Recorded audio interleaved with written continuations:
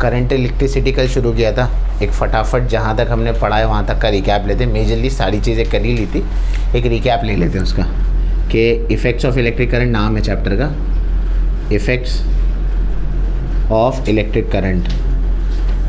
ठीक है ना, जो लोग दोपहर वाले हैं उनके लिए भी नया है तो ध्यान से देखना। ठीक है, इफ़ेक्ट्स ऑफ इलेक्ट्रिक करंट नाम है चैप्टर का। तो सबसे पहले हमने क्या देखा था वो देखते हैं। सबसे पहले हमने ये देखा, हमने पहले 9th स्टैंडर्ड का बेसिक पढ़ा कि करंट किसे कहते हैं। करंट क्या होता है बच्चों? Rate of flow of charge. Rate of flow of charge, किसी चार्ज के फ्लो होने को हम करंट कहते हैं। और स्पेसिफिकली जब वो चार्ज कौन सा इलेक्ट्रॉन हो तो वो क्या हो जाता है? करंट, इलेक्ट्रिसिटी हो जाता है। फेयर इनफ, इतनी बात हमने पढ़ी थी।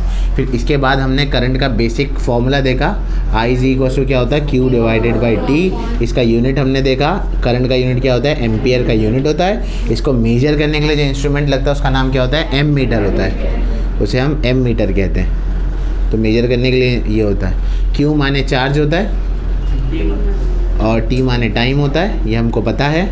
और चार्ज का यूनिट क्या होता है? कूलम होता है, कूलम। ठीक है ना, ये तो करंट क्या हो गया? Basically rate of flow of charge हो गया। इतनी बात तो हमको क्लियर हो गई। हाँ, ये बात हो गई। फिर उसके अलावा हमने इसमें जो दूसरी बात पढ़ी थी वो था पोटेंशियल डिफरेंस के बारे में। पोटेंशियल डिफरेंस क्या होता है? पोटेंशियल डिफरेंस बच्चों ये है, अगर मैं किसी चीज़ को एक पॉइंट से दूसरे पॉइंट पर ले जाने के लिए मुझे जो ताकत लगती है वो क्या होती है? पोटेंशियल डिफरेंस होती है। ठीक है ना, पोटेंशियल डिफरेंस के लिए हम जो यूनिट लेते हैं वो कौन सा लेते हैं? वोल्ट का यूनिट लेते हैं। ठीक है, अच्छा, तो ये हमारे पास पोटेंशियल डिफरेंस था। फिर हमने ये पढ़ा कि भाई सेल या बैटरी कैसे काम करती है। वर्किंग देखते हैं हम सेल या बैटरी का। सेल और बैटरी में बेसिकली फ़र्क क्या होता है? सेल एक होती है, बहुत सारी सेल को जमा कर लो तो क्या बन जाएगी? बैटरी बन जाएगी। ठीक है, battery as a lot of power as compare to cell. ठीक है, ये बात है। तो ये काम कैसे करती है? क्या क्रिएट करती है? पोटेंशियल डिफरेंस को क्रिएट करती है। ठीक है, तो वहाँ पर क्रिएट होगा पोटेंशियल डिफरेंस। अब यहाँ पर जब पोटेंशियल डिफरेंस क्रिएट होता है तब इसी वजह से क्या होता है? करंट क्या होगा? फ्लो होगा। क्योंकि बैटरी के दो काम है, एक तो इलेक्ट्रॉन को क्या करना? स्टेट अलाइनमेंट में लगाना, और दूसरा काम है इलेक्ट्रॉन जब एक लाइन में हो जाए तो ये वाले इलेक्ट्रॉन को उठा के फिर से पीछे लेकर जाना। सिंपल भाषा में कहे तो पोटेंशियल डिफरेंस का ये काम होता है और ये काम हमें पता होना चाहिए। तो सेल और बैटरी के बारे में पढ़ लिया था। उसके बाद हमने ओम्स लॉ के बारे में पढ़ा। ओम्स लॉ क्या होता है? ओम्स लॉ ये पढ़ा कि V किसके डायरेक्टली प्रोपोर्शनल होता है? I के। हम जितना वोल्टेज बढ़ाएंगे उतना करंट बढ़ता जाएगा। वोल्टेज का मतलब है हम बैटरी या सेल का पावर बढ़ाएंगे। हम बैटरी या सेल का पावर बढ़ाएंगे तो करंट भी बढ़ता चला जाएगा। और ओम्स लॉ होता क्या है? ओम्स लॉ होता है V is equal to IR। तो ये ओम्स लॉ है। ठीक है, तो जैसे जैसे हम बढ़ा देंगे, और R इसमें क्या है? रेजिस्टेंस है। ठीक है, ये हमारा रेजिस्टेंस है। ठीक है, फिर ये बात हो गई थी। फिर उसके बाद ओम्स लॉ होने के बाद हम जूल्स लॉ को भी देखते हैं। यहाँ से 10th स्टैंडर्ड में शुरू होता है जूल्स लॉ। जूल्स लॉ ये कहता है कि अगर किसी चीज़ में हीट जनरेट हो रही है ड्यू टू करंट, मैं करंट पास कर रहा हूँ, उसकी वजह से अगर उसमें हीट जनरेट हो रही है तो उस हीट जनरेशन का फॉर्मूला क्या था? H² is equal to I² into RT। ये हमारे पास फॉर्मूला था। ठीक है ना, अच्छा। इसके अलावा याद रखना पावर के कई सारे फार्मूले होते हैं, VI, ठीक है, V/R, ऐसे कई सारे फार्मूले हैं पावर के, 2 से 3 फार्मूले होंगे। ठीक है, और तो मैं न्यूमेरिकल्स में करा चुका हूँ उसको, तो आप देख सकते हैं उसको। तो ये जूल्स लॉ हो गया। अब जूल्स लॉ के बाद जो हमने नेक्स्ट चीज़ पढ़ी थी वो थी heating effect of electric current के बारे में। हीटिंग इफेक्ट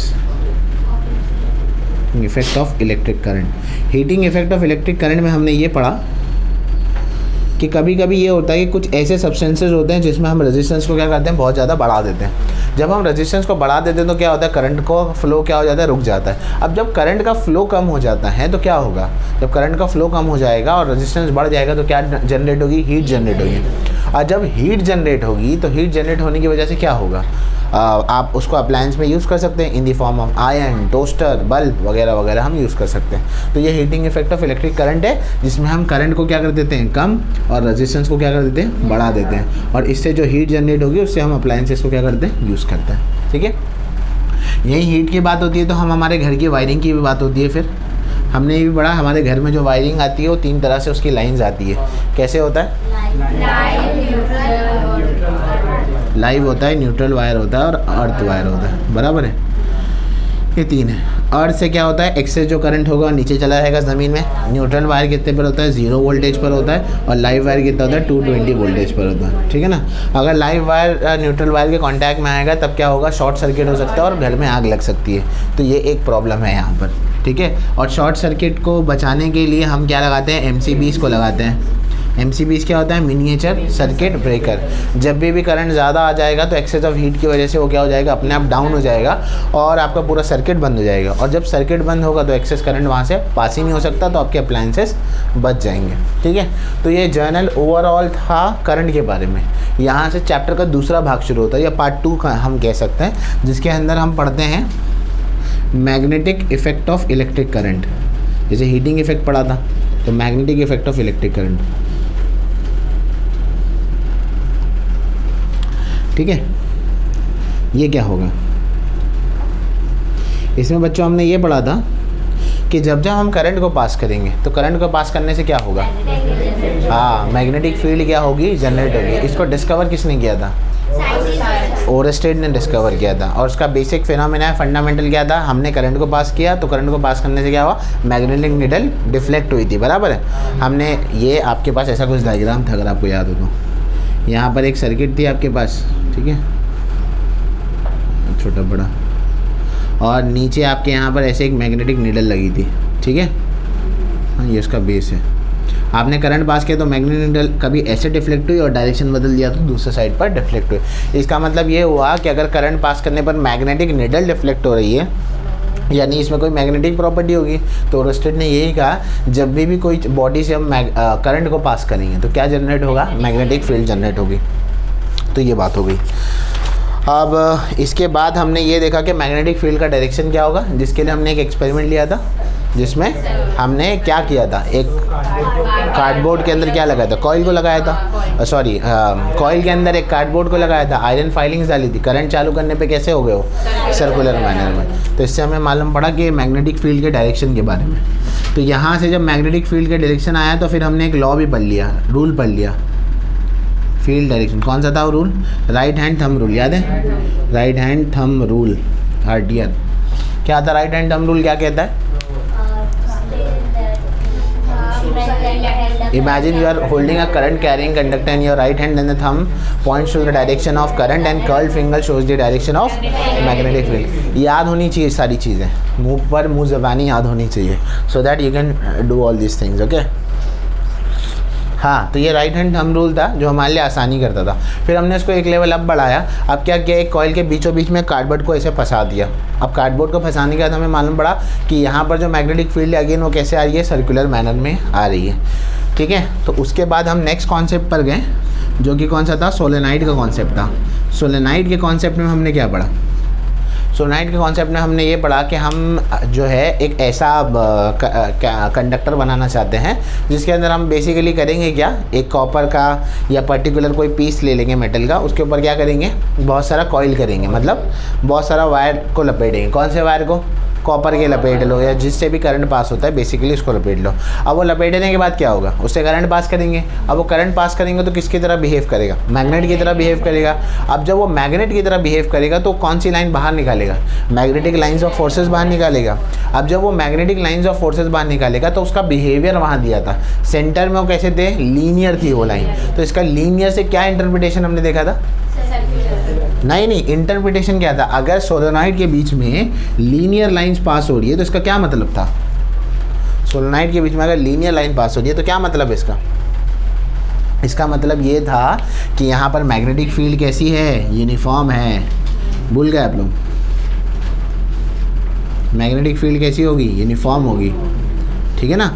और फिर जब हम आगे जाने लगे तो ये सर्कल क्या होते चला गया, बड़ा होता चला गया। तो यहाँ पर नॉन यूनिफॉर्मिटी आ गई। कल याद है हमने कुछ ऐसे बनाया था, ये ऐसा था, यहाँ पर ज़्यादा, यहाँ पर और ज़्यादा, फिर यहाँ पर कम, ऐसा कुछ बनाकर बताया था। तो अगर कोई चीज़ स्ट्रेट लाइन में है तो यहाँ उसका मतलब क्या है, मैग्नेटिक फील्ड क्या होगी, वहाँ पर यूनिफॉर्म होगी, ठीक है। तो इतना पार्ट हो गया, तो ये पार्ट तो हमें समझने आ गया।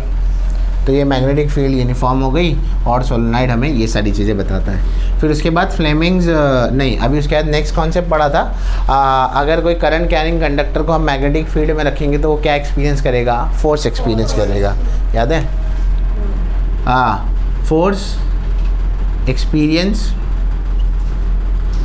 Experience by A current carrying conductor, ठीक है।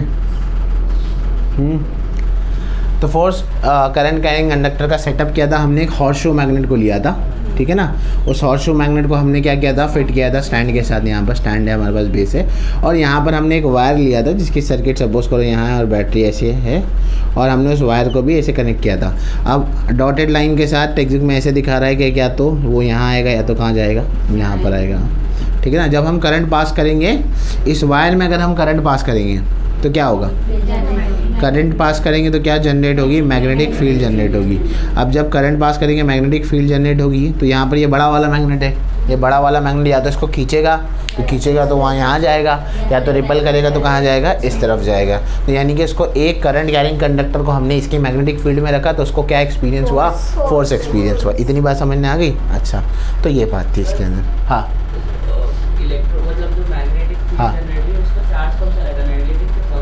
मैग्नेटिक फील्ड का यूजुअली चार्ज एज सच हम नहीं लेते हैं, क्योंकि आप उसको 12th में पढ़ेंगे, अभी उसको चार्ज नहीं लेते हैं कि क्या चार्ज लेंगे, पॉजिटिव लेंगे नेगेटिव लेंगे, यूजुअली इसका कोई चार्ज नहीं होता, ठीक है। हाँ, इस समय पर बताना थोड़ा सा वो हो जाएगा, ठीक है। हाँ, तो ये एक हो गई बात। तो और पोलैरिटी को रिवर्स करोगे तो कभी इधर आएगा और कभी कहाँ जाएगा, इधर की तरफ जाएगा। तो यहाँ पर ये हो गया। अब इसके बाद जो हमने पढ़ा था, अब हमने इसके बाद एक दूसरा रूल पढ़ा था, कौन सा था, फ्लेमिंग्स लेफ्ट हैंड रूल पढ़ा था। आपके थंब को, फोर फिंगर को और मिडिल फिंगर को इस तरह से स्ट्रेच करना है कि सब एक दूसरे के क्या हो, परपेंडिकुलर हो, ठीक है। अगर ये सब एक दूसरे के परपेंडिकुलर लेंगे तो ये अंगूठा क्या बताएगा, फोर्स बताएगा, ये वाली उंगली क्या बताएगी, मैग्नेटिक फील्ड, ये वाली उंगली क्या बताएगी, डायरेक्शन ऑफ करंट। तो ये एग्जाम में डायरेक्टली पूछ लेता है, ठीक है। तो ये होने के बाद अब हम शायद उस पर गए थे कि इलेक्ट्रोमैग्नेटिक इंडक्शन पर गए थे, ठीक है। इलेक्ट्रोमैग्नेटिक इंडक्शन कल थोड़ा सा जल्दी में बताया था, तो मैं थोड़ा सा फिर से उसको बता देता हूँ कि इलेक्ट्रोमैग्नेटिक इंडक्शन था क्या, ठीक है।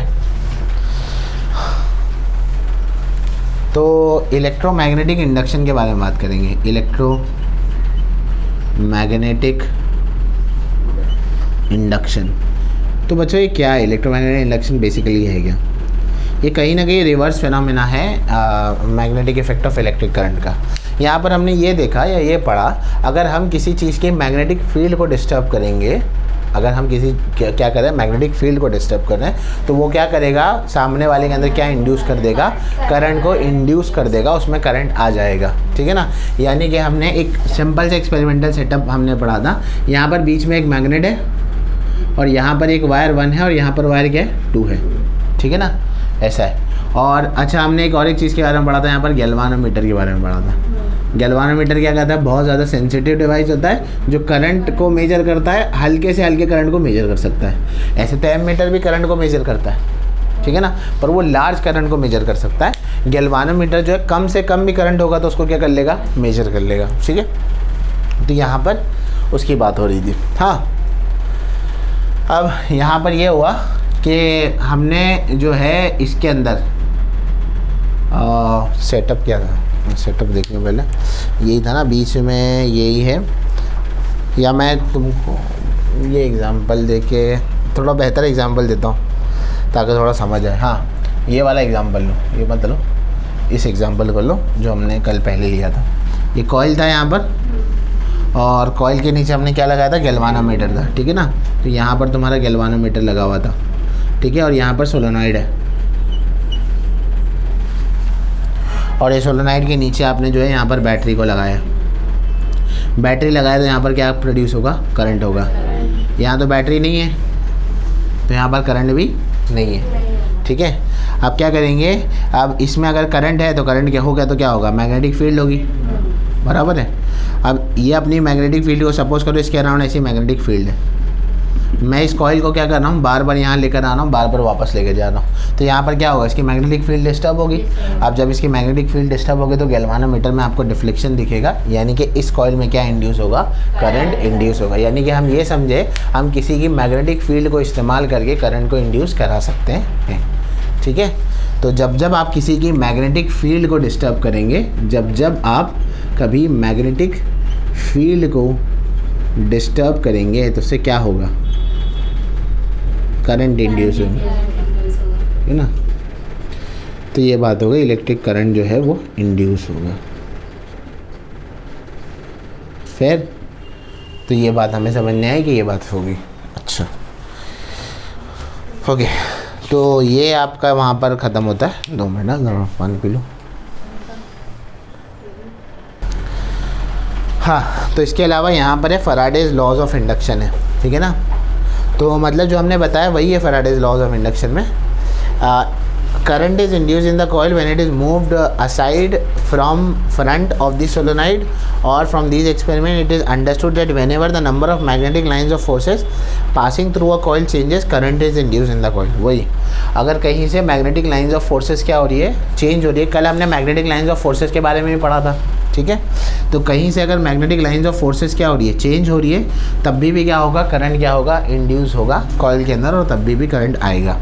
फिर इतनी बात समझे। अच्छा, अब ये तो हो गया हमारा फैराडेज लॉज ऑफ इंडक्शन के बारे में हमने। उसके अलावा फ्लेमिंग्स का राइट हैंड रूल है। राइट हैंड रूल में भी यही दिया हुआ है। इसमें इंड्यूस करंट के बारे में बताया गया, उसमें किसके बारे में था, करंट के बारे में था।